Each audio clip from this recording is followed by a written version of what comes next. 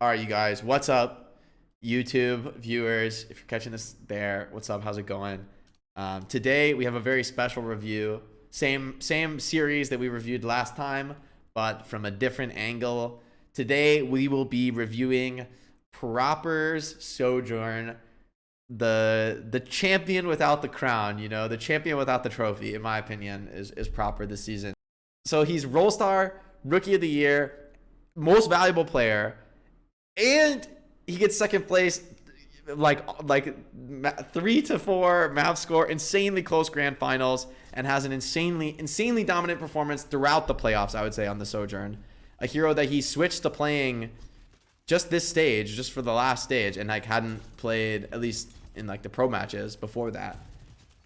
I mean, just a freak of a player. So if there's anybody we should watch and learn from in the pro scene, in my mind, it is Proper. I think he shows everything you would want in a player. His mechanics are insane, but he's also a very smart player. In Overwatch, you can't really force yourself to win with mechanics only. He's just holding the charging. Okay, he saw his chance. Slides forward, baits the Winston jump, out of the fight entirely. Let's just look at that a little bit. I think he's going to die there, right? Let's see. He does die there, but let's just look how he... So this, I think, is like very standard. Both soldiers fighting for white room. Because his Winston takes this high ground position, he feels confident enough to walk up here. Then he goes back to main. I think this is a little bit... He probably could have been more dominant and just walked straight to point, to be honest, but he didn't do that. His team makes a very aggressive move into the enemy.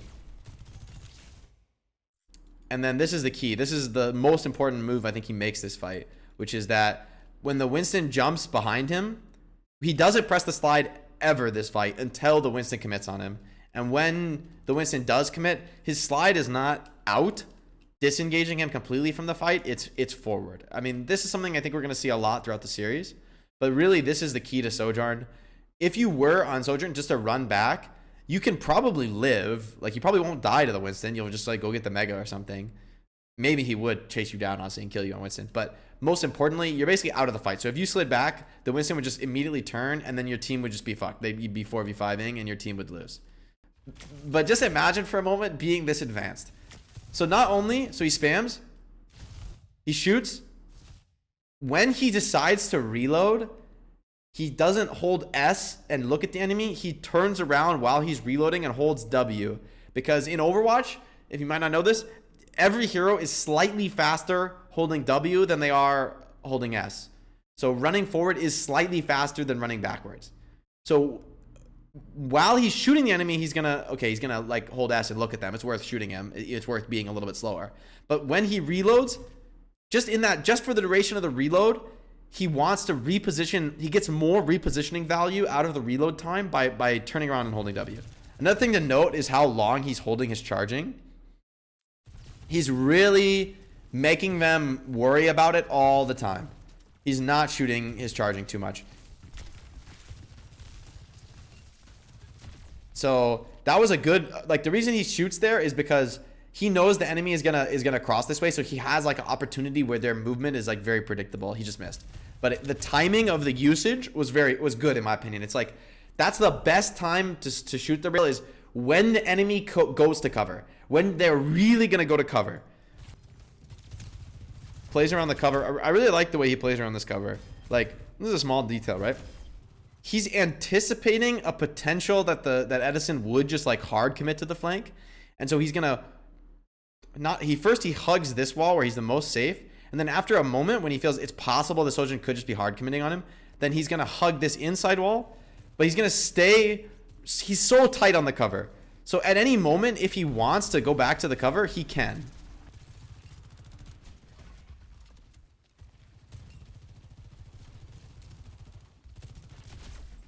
Wow, if that was a headshot, he would have killed him.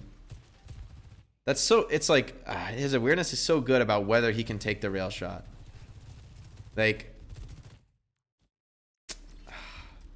the timing is like so precise. Like, he's waiting. If the enemy is just like strafing back and forth in the open, he's basically not going to shoot the rail like 9 times out of 10. He just waits for when the enemy is like really committed to getting into the cover. Because at that moment, it's very unlikely that they'll counter strafe and dodge your shot. Shock caps and they decide they want to push out strong here. They have charging advantage, right?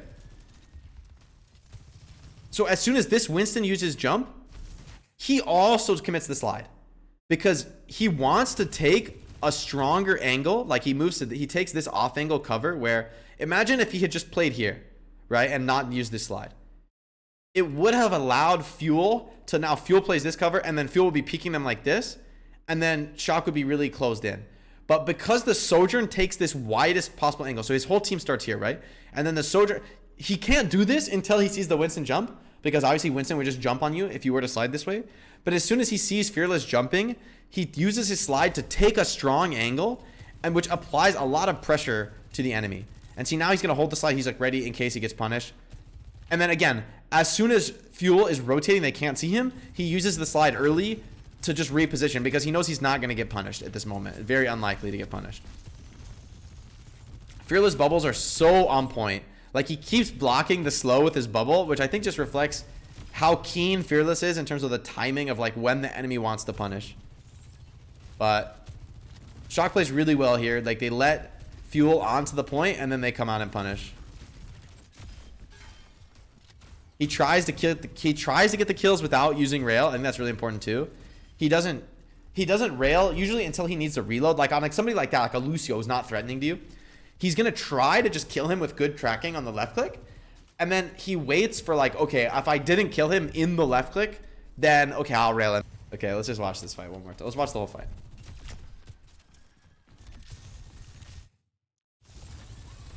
So as soon as this Kiriko wall comes out, it's instant slide forward. Because if you think about what would have happened, right? Imagine that Shock doesn't play this way, right? Shock's playing to flip the map over the Kiriko wall and push into the enemy spawn. Imagine if Shock were to try to kite. Finn, we already talked about Fielder being a good Kiriko player, right? This Kiriko wall is going to go like this way. I don't think it's going to hit this corner. I think this Kiriko wall, we lined it up. It's close, but yeah. So it's going to go like this. So if Shock were to try to speed back and go this way, they would find themselves in this long sight line, and Dallas would be sitting here with like the Kiriko buff on, just shooting into them. And it's very likely that Shock would get picked in this type of situation. And so instead of trying to escape this way on the Kiriko wall, running in the direction the Kiriko wall is following them, they're trying to go all the way in. And then from this perspective now, it's much harder for Fuel to fight inside their own Kiriko wall, because most of the position is not relevant based on what Shock is doing. This is very hard to do, and because of Fearless Bubble, Proper doesn't get the beat. Oh my god, but he lives! Oh my god.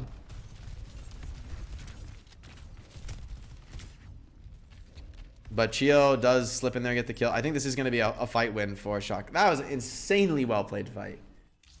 Like, that's the stuff, like, again, I can't really recommend you play this way in ranked, because in order to do this, your whole team has to be on such a tight like coordination that like we're all going through the Kiriko wall. You know, if you go in alone on Sojourn, you're just gonna die, like obviously, right? But if everybody comes in with you, then in the end it basically nullifies the enemy's Kiriko wall. Most of the time in ranked, the enemy Kiriko will not be good enough to ult this way, and so you'll be able to just run away from the Kiriko wall. That's what I recommend in ranked. Ooh, a huge pick for Medicine.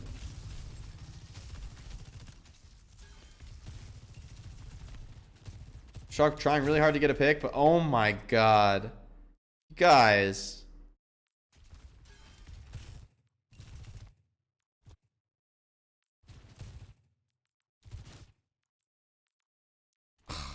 The fadeaway. This pick is like a game-winning pick. Like, this is the way to play. So when let's look at how Shock reacts to going down one. I think this is actually really smart of them. You could just back and wait for the Lucio, right? I don't think that's a bad play. I think that's like a very stock standard play. But instead of backing, Mikey just goes and he's like, guys, I'm going in. I'm going to feed. And he goes in and he feeds. In the end, it's a feed from Mikey. But it's a good feed. It's like he did like what Mikey's doing here is saying, okay, you're Reaper, you must mark me. I'm going to jump on the back line. I'm going to get marked by everyone. But that's fine, because that'll mean that Striker has the chance to 1v1 Fearless. And Striker's not going to be able to kill Fearless, right? Fearless will just jump out when he feels it's like risky and he's going to die. But because of this trading play, this all of this works. So the Winston went into feed, which enables Striker to come out and fight Fearless, which means Fearless gets pushed off the choke, which means there's one chance. All of that work for this moment. And then Proper hits the shot. In the end, Shock's just going to go, okay, they're going to go straight to point with the player advantage. So this is also really smart. Rather than just fighting, which Fuel would have been able to like kite and run away and just bait them, they force the fight. They going to point is the way you force the enemy to fight you. You're like, all right, if you don't get us a point, we're going to flip. Wait a minute. Oh, no. C9. I didn't watch this match live because I think we had like just lost. So I was talking with our team. That's a new mechanic C9 from Fuel. But hey, that all came from the opportunity, guys. It's like one thing after another, right? His fundamental is so good. Oh, off sync there from Mikey and Striker. Not ready to hold the corner strong. Oh! Oh, shit. Hey, guys. Even gods make mistakes. Even gods make mistakes. It actually didn't matter because I think with Mikey dead there, that fight was like unwinnable. Wait. Finn committed his ult? Wait a minute. That's so bad. Finn should not have ulted this. Why did he ult? You just lost Monkey? I guess, okay, they have... Fielder doesn't have ult yet. So maybe they can clutch, to be honest. Oh my god, that is such a tragedy. It can happen, guys. It can happen. Unfortunate map geometry. Chio gets the beat out. It's actually, in the end, it's a good fight for Shock. When Shock is down ults, like critical ults, like they're down to support ult in this case, they're just taking extreme aggression in these fights. Like, you know, they will pop ults and try to commit and like counter ult, but they're also just forcing the fight to be extremely quick. I think that reflects how impactful the Kiriko ult is in this meta. Like, if you have a Kiriko ult, if the enemy has Kiriko ult and you don't, and you have to retake into them, they're just forcing fight. And it's just like, if you play slow, you're almost guaranteed to lose to the Kiriko ult, and it lets them get a clean pop on the Kiriko ult. Oh my god. Oh my. While being primal juggled, he just picks up some frags. Look how Proper, like, he's not scared at all. Like, the fact that he doesn't slide here. So many people would have slid here. Like, if it's me, to be honest, guys, I'm sliding here. The Reaper Winston speed boosting, I'm sliding here. Like, I'm sliding back, to be honest. But Proper knows they're stronger in the end, so he just holds the slide.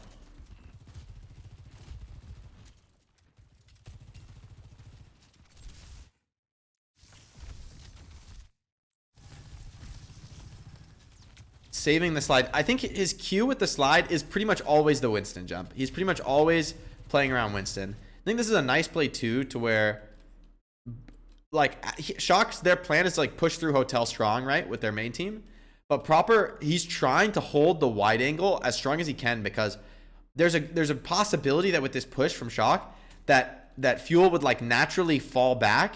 And if they fell back just a little bit early, they would be coming right into this potential sight line where he would be with a chance to one hit. So like right here. But he's like anticipating the Winston jump, instantly slides as soon as the Winston comes at him. Reacts well, and now they're going to punish the Winston. Now this is their chance. Now they're going to swing one. Oh, Fielder's just nice with it though. Puts the slowdown on the enemy Winston position. I think this is very important. The slow usage is very, very important on Sojourn. I see a lot of players. What's going on with the shoulder here is a little bit strange. I see a lot of players using the slow like just for whatever, like spam it at the enemy Sojourn. But in this meta, it's very important you use the slow in combination with your Reaper and Winston to clear space that you want to control. And so in this instance, like this corner can be really hard to clear. So using the slow means it's very hard for the enemy Reaper and Winston. They won't be able to like stick around and hold the corner on you.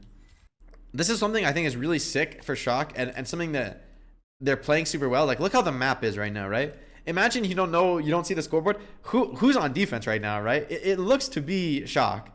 And I think that style of play of flipping the map, as long as you do it together, is so strong, because you know the enemy's choking, they want to go strong on you. And so everybody flipping together means that if any, like this Winston jumping in, he doesn't find anything to kill because you're all taking their side of the map. And typically the defender's side of the map is advantageous for pushing the car. Typically, it's easier to pressure the car on the defender side of the map.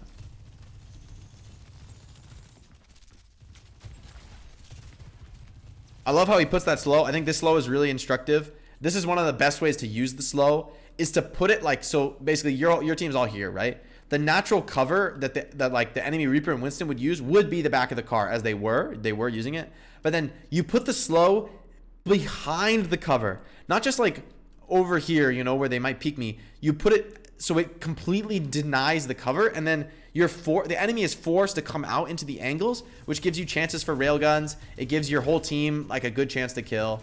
So I think the uses of the slows are actually super important here. But if you're a Sojourn player, this is a rotation I'd recommend a lot on King's Row. You can just look at it a little bit. Is like, rather than trying to just force your way in here, which is pretty hard, and like there's so many of these, like the Reaper's gonna be in this corner, you gotta like go over the car. It's very hard to like force your way through like this. But as an attacker, this angle is actually pretty strong. So typically, right? So Edison was like anticipated the rotate and punished him before he could even peek. But typically, if you can get to this angle as Sojourn, you feel pretty good about your whole team fights from that angle with you. You feel a little bit better. It's a little bit more advantageous geometry wise. You don't have to deal with as much like hard to peek spots. Great shot from Edison. Great awareness, predicting the rotation. It's at the pro level, people will do this rotation all the time, but in ranked, I don't see a lot of people I would say 99% of the time in ranked, people would just force it down mid.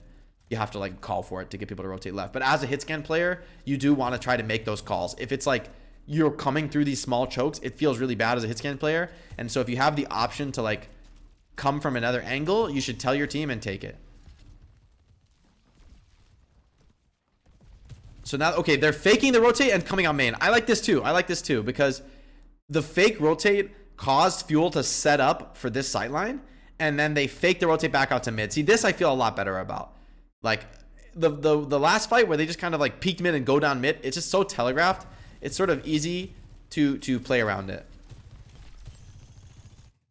I think the way Proper plays this angle is super instructive too. Like the way he utilizes this car, I think this is really smart. So okay, we can go back. I want to go back earlier than this. So right, so this is a moment where there's kind of a reset in the fight. Fearless jumped out, and Shock's also. So basically, both teams are like resetting with cooldowns, but Proper uses slide here. He does this slide because he knows Fearless is not going to be ready. Like what's the cooldown? I think Fearless probably 2 seconds on jump. Yeah, 2 seconds on jump, which means that Fearless won't really be ready in time to punish this slide. And Proper knows his whole team is like caught up here in the statue. And so if he stays here in the statue, it's going to expose a free, like someone could just walk up here and like fuck them up. Like the enemy Sojourn could walk up here and off angle them. Anything could happen, right? Like they could just get rushed from the left. It'd be hard to know what's going on. And Shock doesn't want somebody to come up here, right? Shock wants to funnel the enemies into this little choke here. That's what their strategy is all about. So Proper makes the read that what most important is that somebody takes this angle, right? Somebody has to defend this angle or to deny the chance for somebody to walk up, which means that Striker can just focus on what's front on the left side here. So the slide is really all about just retaking that angle. And then once it's clear that Fuel is going to hard push the left,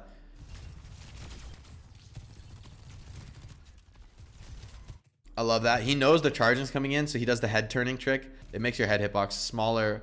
So from Edison's POV, like, right, this hitbox is smaller than this hitbox. Like the back hitbox, basically, especially from the low ground, your back kind of covers a fraction of your head hitbox, right? If you think like, yeah, so basically what are the hitboxes here, right? Some amount of the body or the back hitbox, which is a body shot, is going to cover the bottom of the head. Whereas from the front, from the front, you can see like the chin basically, which so means there's more head exposed. So Proper does this 180 because he knows there's a charging coming in and he doesn't want to get one hit.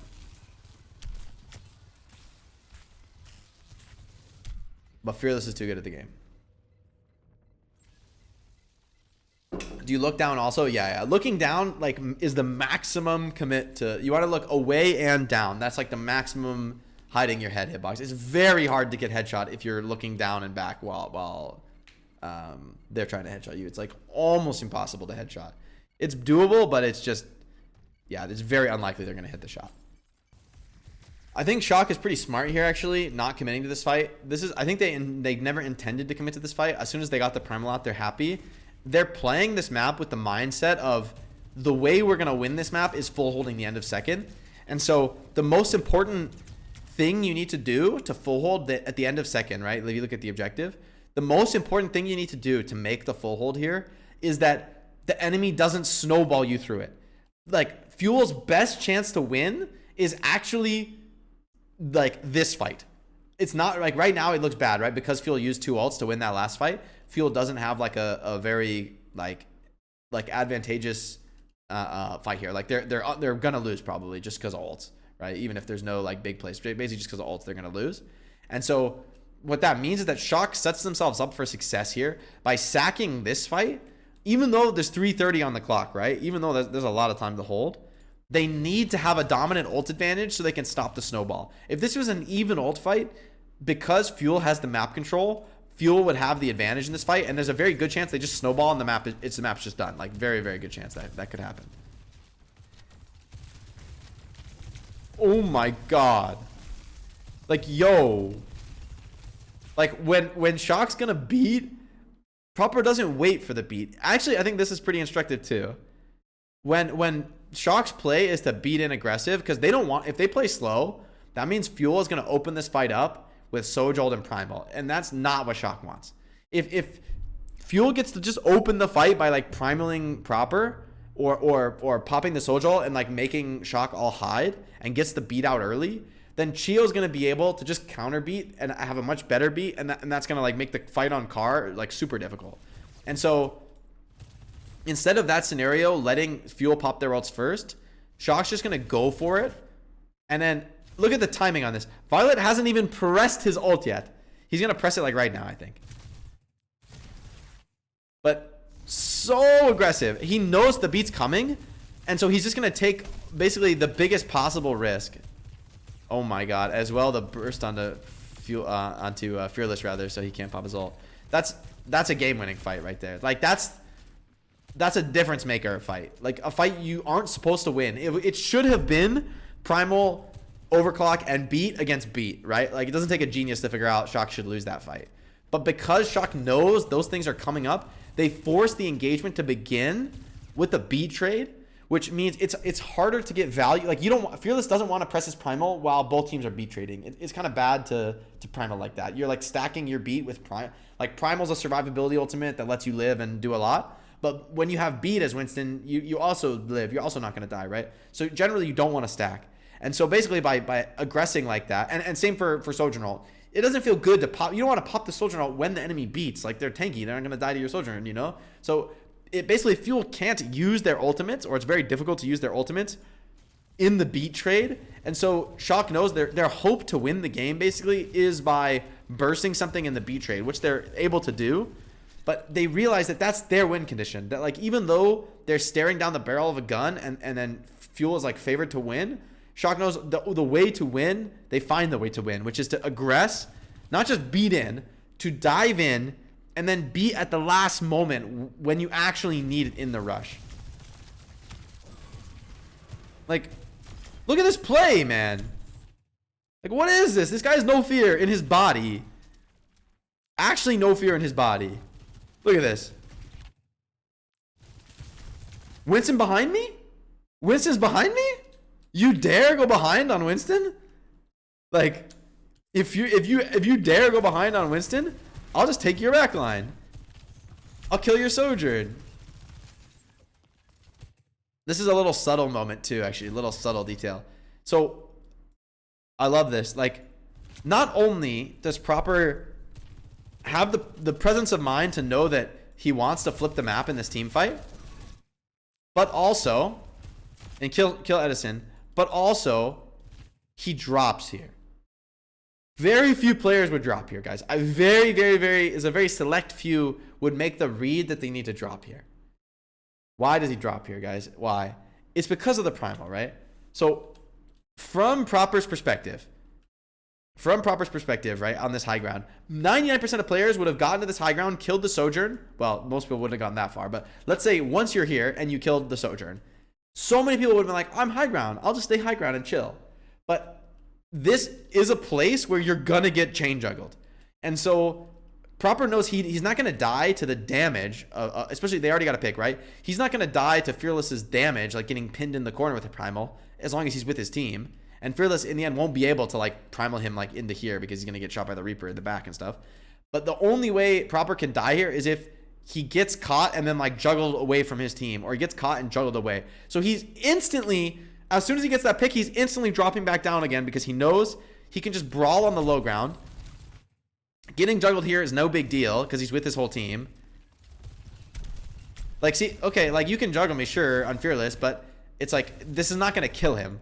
But if he got separated from his team, he very easily could have died to Fearless. Like, very, very easily. I think, honestly, I would say go so far as to say Fearless would have killed him there. If he had put himself in a corner that his team can't help him, or rather an angle where there's no wall to keep him on his team. You know, there's no wall behind you on the high ground, so you're going to get pulled so far away from your team, you're going to get killed. But on this low ground corner, your team is always going to be able to support you, and your Reaper is going to be able to be there with you, making it hard for the Winston.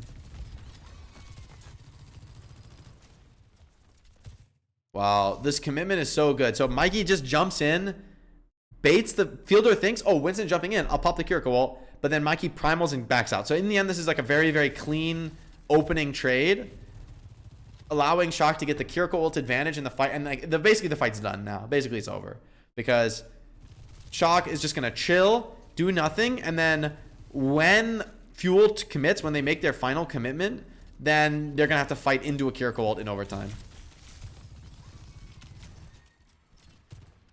Kiriko ult on the car. I think this is too early. Oh, dude, like why does he shouldn't have to do that kill. He shouldn't have to do that kill. I feel this is a big mistake from Finn again. Dude, Finn's ults kind of cost him the series, like actually. Like, I mean, I know this is the proper review, but this is such a bad ult. Like just left click. Just left click.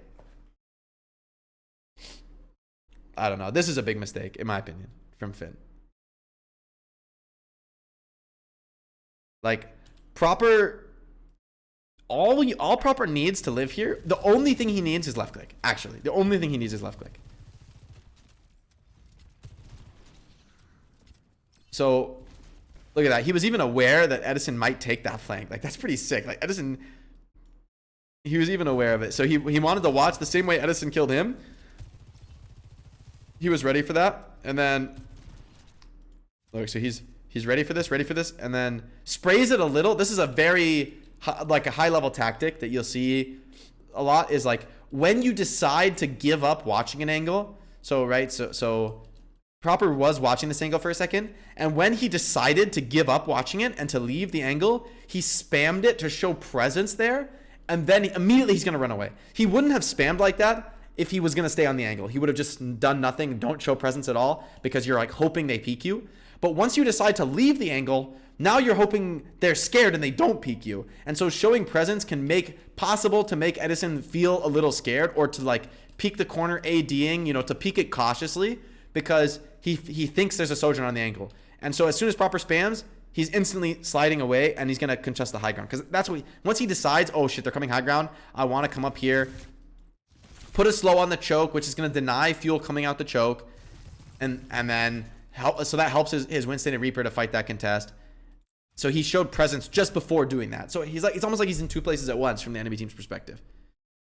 And then Finn, in my opinion, fucks up really badly to pop this Kiriko ult. He should have just left clicked and waited. Like, this ult, in my opinion, should have been popped at like 5 seconds on the clock, not 10. 10 is a big mistake, because if Shock, or if Proper doesn't get this kill, I mean, all right, Shock has such a giant lead in ults that like they actually are still favored.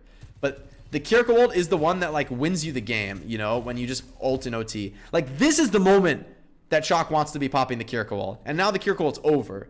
So I think that's actually super important. I think Finn got his ult baited so much. I mean, Fuel is a very scary team to play against. It's not like it's easy to like have the perfect pops. But see, like these ults are the ults you want to use. Like this is the timing you want to pop ults when you have giant ult advantage. When Fuel is like forced to touch car, we're Bee Blossoming on you, right? Okay. But if you had a Kiriko ult there, it would have been so good. So, yeah. I mean, Proper's doing really well. That's what I'm focused on in this review. But a lot of these Kiriko ults have been really, like, in my opinion, just mistakes from Fielder. Or not Fielder. Fielder's Kiriko ults are good. You can watch my other video on that. On his Kiriko ults. But I think the Kiriko gap in the series was significant, actually. I mean, Finn's aim is good. And, like, I think his skill usage is probably fine. But his ults were just so bad so far. The first 2 maps, very bad ults. Why didn't Fuel just wait for 4 to 5 ultimates? All right, so the problem with waiting for 4 to 5 ultimates is if you never pop ults, it's very easy for the enemy to just win the fight super clean. Like I know people talk about that. Like in theory, stacking 5 ults can be good, and in ranked, I would recommend you stack 5 ults. In ranked, I would recommend you stack 5 ults because in ranked, the defenders are gonna they're not gonna be disciplined. They're gonna pop all their ults, even though you didn't pop any ults. They're still gonna pop 2 or 3 ults. But in pro level, like if you never pop an ult, the defenders also won't pop ults. And so in the end, you're going to have like 1 or 2 fights and the defenders have an advantage. So you still need to look for your chances to get value with ults. If you just don't pop ults ever, you're going to end up falling behind. Not falling behind, but you just don't get enough chances. Like you don't get enough chances for picks. Like in the end, even though you have 3.5 minutes, you still have to make the defenders work for every single fight. If the defenders realize you're not really committing and you're just like baiting, basically every fight is like a throw fight, then they're going to be sitting on either 4 or 5 ults in the last fight. And typically the defender advantage is enough where if there's only like 1 ult difference, the defenders have 4 and attackers have 5, you'd still rather be the defenders in most cases. Unless it's like a Kiriko ult or something that's like super impactful. All right, holy fuck, guys. I'm actually going to 2x this fight. I'm going to 2x this fight. I'm going to do it. It's fucking Coloseo first fight, guys. It's actually cringe. It's Coloseo first fight. He's just sitting here, holding the charging. Winston goes in. Winston goes out. Fuel's actually going to fight aggressively into them here. Like, nothing's happening, guys. I'm so confident that's going to happen. Okay, something happened. Oh my god. All right. So the reason I was 2xing this fight is that in the end, the way to play Sojourn on this fight, it is what you saw. It's like you just want to, like, your whole team should be hiding, and then you as Sojourn are basically like solo peeking the angle with charging. If you have charging, if you have rail, you're gonna sit here and just like wait for someone to peek you and try to one hit them with rail. If the enemy Sojourn has rail, you're gonna like try and AD the corners and like bait the enemy Sojourn to rail and not die and not get one shot by her and try to get your own charging back. But in my opinion, Fuel makes a mistake here. I don't think pushing in is good. I think pushing in is bad because I think it's too easy to kite back on this map and to still, like, when you push in as, like, let's say you're Fuel, right? Fuel's pushing forward and then they're fighting. Like, consider just how they're fighting, right? So they're in this center of the map, like behind the bot. Sure, they made like whatever it is, 5 meters of progress. But when you come into the center of map, you're so exposed. You're exposed to a potential hider in this corner. You're exposed to the main angle, and you're exposed to this off angle. So you're coming from like what I would say is a very 50-50 fight. Like obviously it's a mirrored, it's 50-50 fight where no one has any advantage. It's basically just one giant angle. There's no advantage there. Just complete 50-50. And then when you push in to this center of the map, now your angle as Fuel is, you have the same, like you have like basically one angle to shoot from, and then Shock is gonna have 1 angle, 2 angles, and technically 3 angles. Edison, I mean, I think Fuel's concept here is that by moving the Sojourn into this angle, then you even it up, right? So it'll be like Fuel has 1 angle, Fuel has 2 angles, and then Shock has 1 angle, 2 angles. I think that's their concept. However, I would say this angle, even for Edison, is inferior to the one Proper has, because it's easy to get caught here and like punished, whereas it's very hard to punish Proper. If you ever were to commit on Proper, he could just jump to the high ground, he could just rotate to this main angle, but you could get caught here and then like booped and not be able to escape as Edison. So in the end, it's like close to 50-50. I still think though, like especially because Shock has like a position like this they could they could play this corner. I think it's a mistake to push forward as Fuel here, to be honest.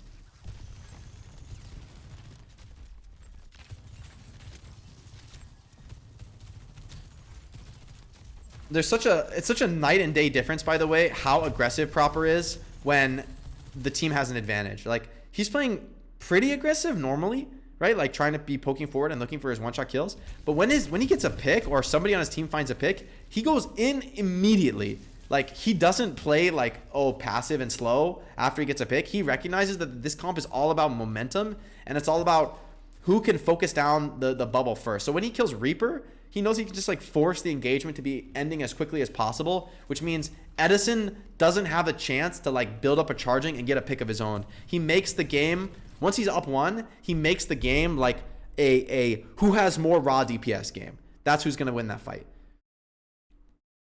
Rather than like we got 1 pick, let's look for another pick. No, it's like we got 1 pick, let's burn your tank. That's the mindset. Kiriko ult's traded. Proper goes in, finds the Sojourn before the beat. Like, when the beat trades are coming down, that's another trigger for Proper to slide in forward, irrespective of the jump timing. Like, a lot of times we saw Proper do a forward slide. When Fearless used the jump, then Proper had the window to like use his slide aggressively. But then if Proper knows the beat trade is coming down, he goes for these early picks. And I mean, this time he got it, right? We saw him fail a couple times on like Li Jiang, for instance. But when he knows the beat trade's coming down, he's very consistent about looking for the opening pick before the beats can come out, because he knows he can't be punished because he's going to get the beat and be able to run away. I think that's like a great little... Oh my god, Fielder is just different on the fucking Kiriko. Go watch my Fielder Kiriko POV review, by the way, if you want to see how he does it. That's just a 2-tap headshot. But getting the checkpoint on Colo, it's like, oh, it feels so bad losing the checkpoint. Like, it actually feels like you already lost. Like, the Fuel made this progress. And then is Fuel going to make even more progress? Yeah, and this is such a key detail. Like, Fuel makes this little bit of progress. It's so hard to win now. Dude, he's so sick with it. Like, I think this is another thing. So, like, as he's fighting this, he has a full rail, right? So put yourself in Edison's shoes, right? In the end, for Edison here, he can't ever run back to cover, like running left. It can't be done. Like, if you run back to this cover, you're dead. Like, you're gonna get railed, you know? So in this little 1v1, this is like a very, we'll dive really deep into this. In this little 1v1, Edison's only play here is sliding, in fact. It is sliding. And then, because of the way the rest of the fight is going, it's like Sparkle and Chio are going to flank and commit from this off angle with potentially Blossom, but Sparkle's not going to pop it that early. He's not going to get baited like that. So it is going to be like a situation where Edison needs to slide forward. But for Proper, he's so patient with the rail because neither of them want to commit the rail while they're both ADing, because it's so easy to miss the headshot. It's so hard to hit the headshot on the ADing. And then when the slide comes out, he doesn't take the hard shot on the slide itself, the reaction shot on the slide. He waits for the easiest shot, which is right before the Sojourn leaves his LOS. So here, he doesn't take this shot. He could have just taken this shot, right? But it's a very hard shot. Obviously, you're not going to take this shot. This is the one where falling in a predictable pattern, that's the easiest shot that was available to Proper. He waits with the rail for the easiest shot. He doesn't take the hard shot, right? Like, no matter how good your aim is on Sojourn, you don't take the hard shot with rail. You take the easy shot. Okay. Oh my. That was a sick shot. That was like the common theme among all these shots as Sojourn. The thing that I think as like even a ranked player you can apply is you shoot when the people are just about to make it to cover. Because it's usually at the moment when somebody's almost in cover where they feel like they can just keep running in the same direction. Oh, I'm like almost to cover. I'll just get to cover and then I'm safe, you know? But it's that last moment when they're almost hitting the cover when they're most unlikely to counter strafe. They're most likely to like commit with their movement and just make it to cover thinking they're almost, I'm already there. I'm already in the cover, you know? And so that's the timing when you want to take your shot, is like right when they're just almost safe, that's when they're most unlikely to hit you with like a juke with their movement.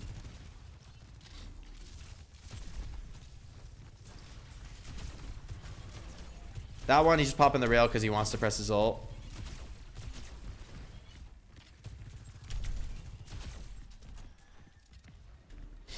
Primal for Sojourn. But Mikey did better with his Primal this time. And now, Shock has a chance to win. Oh, okay, Fielder pops Kiriko ult. Shock's, this is really good for Shock, but... Oh, they're beating here. I guess they needed to. Oh, but the Kiriko ult is too good, guys. It's just better than beat.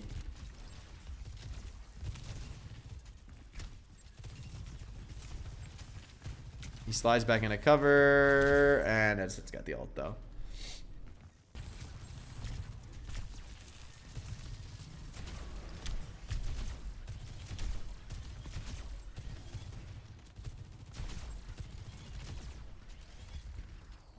One for one. No, it's 2 for 1. So again, that's a favorable trade for Fuel. Fuel's super happy with that, right? Get Primal and Sojourn out for just Primal. Like, you can't be trading. You got to remember, Shock needs to win like at least 3 more fights. And so even just a 2 for 1 ult trade is like such a game-winning move from Dallas. Fearless drops a bubble. He's probably going to try to not fight until he gets his next bubble. Mike used his bubble, but it's not punished. So now it's Shock. It's Fuel's turn with their bubble. They're pushing forward. The Kiriko ult on Carr. Double support ult comes out, and Blossom as well. Okay, this fight's winnable.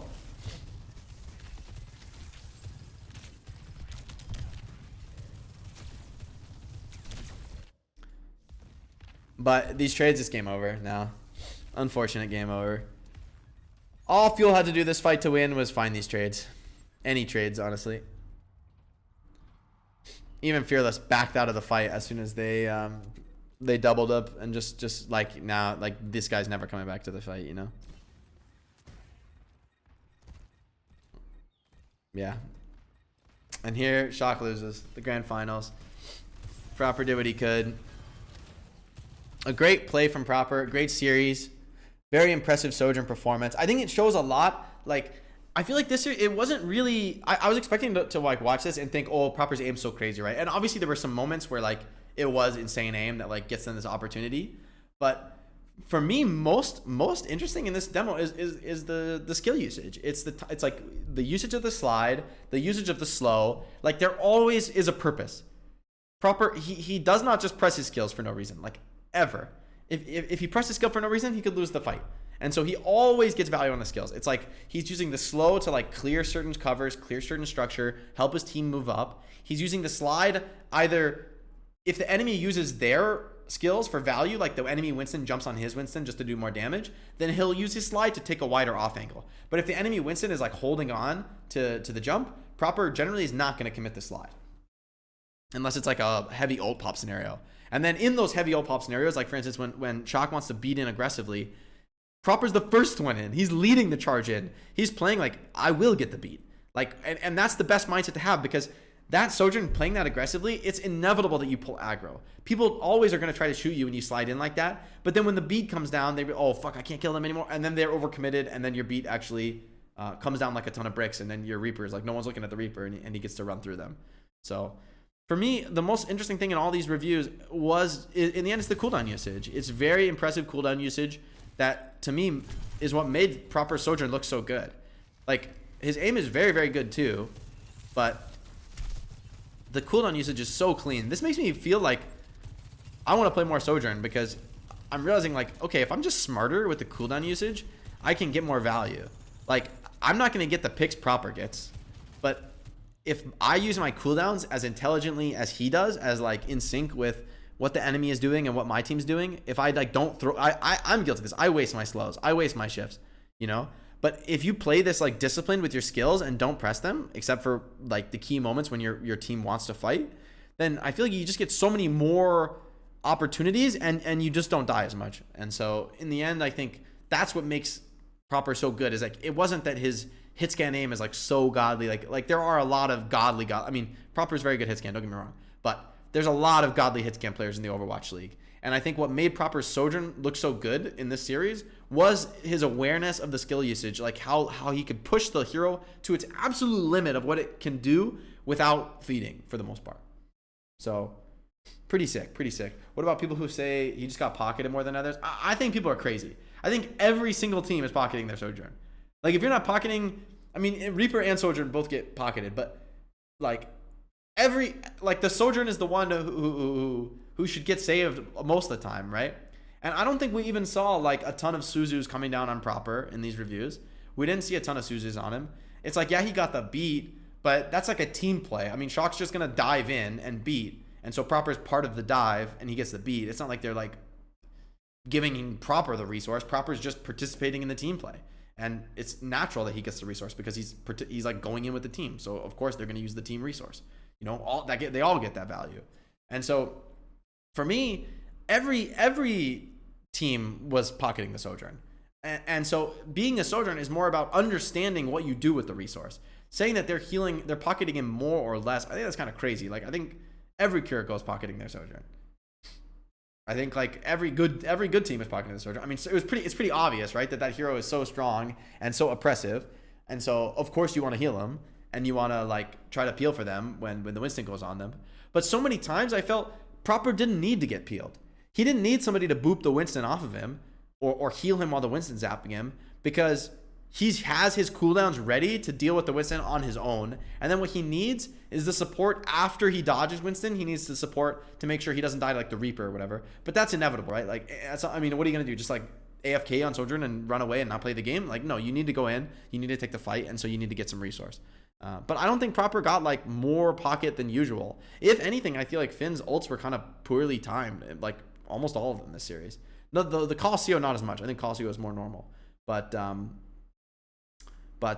honestly, on Kings and Li Zhang, I felt there was like pretty significant, like the cure goals were kind of off time. And if anything, Proper's winning despite that, rather than like, oh, he's getting so much resource. Like I think a well-used cure gold is an insanely powerful resource. And Proper, to be honest, didn't get too many of those this series. All right, guys. I think that was a really interesting review. I think that there's a lot to learn from this, even myself included. I feel like I can learn a lot in terms of my Sojourn gameplay.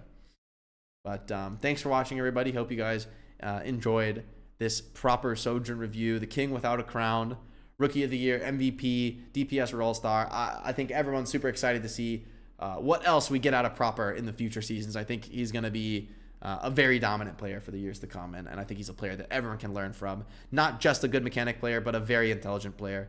And that's usually true for all the players who kind of have this insane skill level on many different characters. It's because their intelligence, their read of the game is what's really carrying them. I mean, obviously they have good mechanics, but good mechanics are much less rare, I think, than a player who's like this smart with the cooldown usage. I think in the end, that's like the most rare thing at the elite level. I mean, there's a lot of smart players, but few of them are this consistent, this rare that they make mistakes.